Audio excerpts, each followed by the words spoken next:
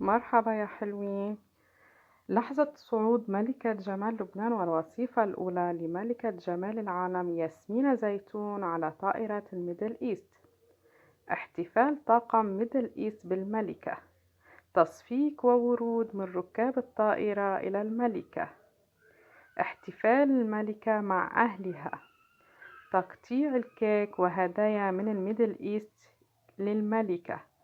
ياسمين زيتون رفعت اسم لبنان بالعالي بالوقت اللي احنا فيه بأمس الحاجة للفرح. وصيفة أولى بعد ما كانت فازت بالمركز الأول بين المتباريات من قارتي آسيا وأوقيانيا.